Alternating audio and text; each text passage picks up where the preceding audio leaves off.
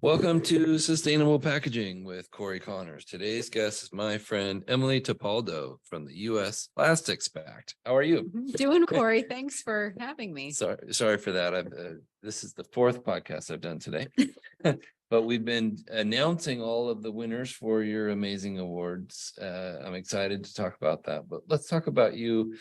This is the second time you've been on the podcast. Yep. So thank you.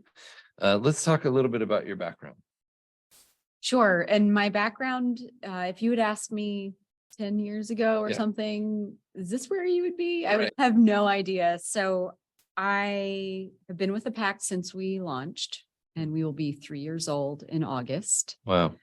Which is kind of crazy. Jeez. It's been a wild ride. And your current title is? Executive Director. So you're running the show. Yes. Yeah. And it's a great show, as far as I can tell. Thank you. Yeah, well done. Thank That's you. not easy to do. It's a roller coaster. Yeah. It's a big deal. Yeah, I like to think that we're hopefully making a difference and really maximizing things to the extent we can with not a whole lot of resources. Right. And you have quite a few members of the US Plastics Pact and more coming on all the time. Yes, we're just under 130 Wow. members now, which is great. We launched with 62, so we've added quite a few over the last couple of years. More than doubled in a couple of years, which is amazing. And big companies, that we've heard of, right? Yes, lots of big multinational companies to sort of more medium-sized ones that maybe focus a little bit more on the US or North America. And then smaller reclaimers, recyclers, and packaging companies. Incredible. And you host an awards event every year at GreenBiz, right? Yes. So this is our second time around. It's been kind of a compressed timeline because you're right. The first time we announced our Sustainable Packaging Award winners was last fall at the GreenBiz Verge conference. Oh, yeah. Which was great because it's a little bit of a different audience. It's more of like the finance venture capitalist audience, which can be obviously a great forum for startups in particular. And then it worked really well and we wanted to do it again. And we had kind of thought from the beginning, like, oh, this would be cool if it was an annual thing. Yeah. So we looked at the calendar and thought circularity is probably the best fit. So here we are, and we're announcing the second round of award winners. And I've interviewed 3 of them today. Okay. And totally impressed with the winners. Can you kind of walk us through that? How they get nominated, or do they apply?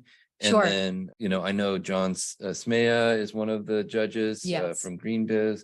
How do the judges become judges? Things like that. Sure. So it's a collaboration with Walmart, actually. And the reason for being is a pact reason for being. And I can talk a little bit about that more in a minute, but it's really tied to how do we help foster innovation to overcome some of the packaging challenges we have and to find more circular solutions. Right. And so we have a task in our roadmap that asks or sort of calls on us to help find these solutions. And then Walmart came to us as a member or activator of the Plastics Pact and said, we're really tired of, this random person over here or that random person over there calling us up and saying, we have this awesome unicorn thing. Can we get a meeting? Like, it's going to solve all your problems. So they built their circular connector to help enable anyone, whether they're a Walmart supplier or not, submit potential packaging solutions according to certain parameters, some of which are Walmart, some of which are the Pact's sort of design parameters, and then using that circular connector as the basis or like the incoming for potential award winners. And then to your question about judges, so similar to the way in which the Pact is structured, the judges have included both members of the nonprofit community who have sort of expertise and a stake in sustainable packaging solutions, as well as practitioners on the corporate side, because we want to know, like, are these things going to work in practice on a commercial scale, and what's the viability of that? Is it something that could really be implemented? Right. Otherwise, it's cute. Right. It might be nice, like in an ideal world or something, but can we actually, can someone like a Walmart, like at that scale, implement it and make an impact? And that's one of the things I keep hearing about. A lot of these innovative solutions are, okay, yes, it's cool and it could work, but it's not scalable. Or the maximum we could produce is 1,000 a year, and we need 10 million, Yeah. So, and a lot of people don't maybe know about Walmart's history of sustainability.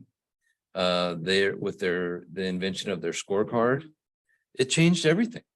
Yeah. It affected me as a packaging professional personally. Immediately, I had customers coming to me and say, "How sustainable are we?" What? What does that mean? And this is back in, when was it? 2009? That's what I was going to say, like the mid 2000s. I'm impressed with what they're doing. Yeah. And it's so awesome to see that they have made their circular connector tool open source. Yep. So again, putting tools out into the broader marketplace where other companies, if they are looking for packaging solutions, can have that same sort of visibility into what is going into the circular connector for anyone to access. Right. Yes. And it's an open source for a patent. I'm just saying, like, somebody that says, you can use our patent because we didn't do it just to make money. We want to help the world be better. So does it kind of feel like that? Yeah, definitely. I mean, I think, Walmart is, like many others, very hungry for action in this space, and have been really big supporters of helping to facilitate that. And so this is one way. I agree. So let's talk about, I was asked to ask you this, so I want to make sure I get to these questions here. Why does the US Plastics Pact host this awards program? What was the impetus for it? Yeah. So, and you just raised an interesting point that I think is related to this. There are lots of different solution providers out there. And I think some of them are more feasible than others for a variety of reasons. I mean, sometimes people will come to me and have a really awesome idea, and it's like, you're like 5 years too late. It's like things have already shifted in this other We're not doing direction that anymore, right? Yeah. And it's not like you're good people and you want to do the right thing, but it's like we can't go backwards. And so part of trying to build a circular economy for plastic packaging as the pact is we've tried to figure out, okay, like, what are the greatest materials used in plastic packaging today? What has the greatest value in the market on both the front end and sort of the back end as a recycled commodity? And so how do we build on that? And sometimes that can mean, certain materials don't make the cut, or we need to kind of work to really maximizing the value in what we're using most often.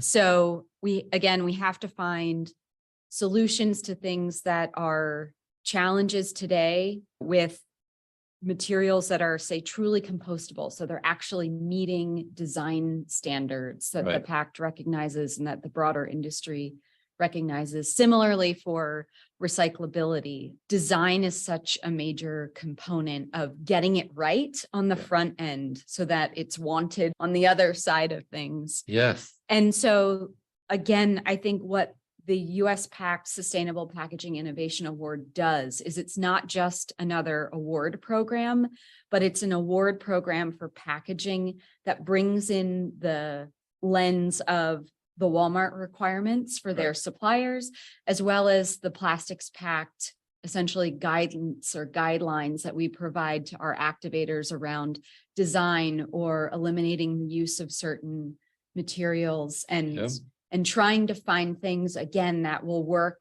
at a commercial scale to solve one of the problems we have today. Very well said. Thank you. I can see why you're in charge. And a lot of these maybe people that are trying to innovate are using these award winners as inspiration. I hope so. And they've told me this. Okay. Like, oh, I saw this, won an award for this thing, and I saw this, So what you're doing is helping not just these companies that win, but maybe some of the companies that are starting out, maybe a design student from Cal Poly or Michigan State, or these young people or these older people who are still trying to innovate are learning from these new innovations. Yeah, that's awesome. I mean, that's really our hope. The US, I mean, I know your listeners know this, but the US is such a massive market. And while we're really excited that we have almost 130 members of the pact, right, that's like a drop in the bucket in terms of all the players in the supply chain. So, and transparency is so important to us, and kind of sharing what we've learned. So it's amazing whenever I hear kind of the ripple effects of what we're doing. And that is really what indicates to me that we're having an impact. Oh, I agree. I get so excited when somebody comes up to me, and maybe I don't know them, but they've seen my podcast or listened to it, and they say, I learned about a new product that helped my company be more sustainable because of your podcast. Mm-hmm. It's like, yes, it's working. So you're doing keep up the right good thing. work. We appreciate it. Anything else you want to tell us about? Did you have a good first day at Circularity 23? Yeah, it's been great. I know a colleague who's here from Google, actually, he said to me, Robert Little, he said to me recently, he was like, I try to tell people this is like the Burning Man of our industry. And it's quite a whirlwind. I met Robert Little this morning. Okay. I had known him for a long time, but I got to meet him in person. And that's what is so great about these kinds of events. You know, Green Biz puts on an awesome event, and John Smea and team are just knocking it out of the park here. John and Suze have done a really great job. Suze is amazing. Yeah, the whole team, I've just been impressed with them. Yes. So tomorrow's the big announcements for the winners. Correct. And you'll be on stage for that. I will, along with Ashley C. Hall from Walmart. So we will be on together, and the award winners will be there to kind of spotlight and wave and say hello. So. And then Wednesday, even more with that, will be each winner will be speaking to what they do and how it works. Right. So the US Plastics Pact, I'm kind of emceeing a longer form workshop on Wednesday. Okay. And we'll close out with sort of lightning rounds from all of the award winners. So that's great. I'm really excited. I mean, one of the things we try to do is give them as much exposure with their particular technology solution as possible. And so, this is such a great audience. It's exciting. In the show notes for this podcast, I'll put all links to all the winners. Podcasts or websites. Yes. So that if you're listening, these are the 4 winners, and reach out to them because what they're doing is incredible. Like I said, and listen to the podcast. Each one will have their own podcast, which is, I think that was your idea or your team. Tiana, it might have been when Tiana was with our your team's idea, and I agree. Great idea. Yeah, we need to show the world what's going on in the world of sustainable packaging. Yeah.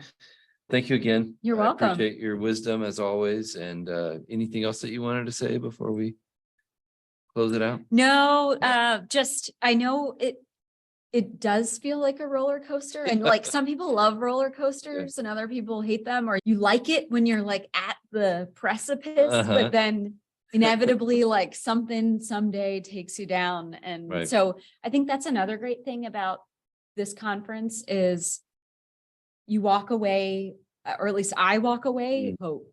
Yes. Which I think is really important because it can be dark sometimes. It's very lonely sometimes innovating. I hear a lot of people that I've interviewed talk about that feeling of, is it really worth it to put myself out there and to be innovative and to try something new? But then you come to somewhere like this, Circularity 23, and hundreds of people celebrate what you're doing, and they explain to you that this is working because we've implemented this. And so you just need to be around the right people sometimes to Yeah, get get that the boost. energy back. Yeah. Thank you, Thank you. Cory. Yeah, thank you again. Thank you, US Plastics Pact, for helping me set this up. And thank you, Green Biz, for letting us have this awesome room. And if you're listening, make sure you subscribe so you don't miss the next episode. Appreciate it.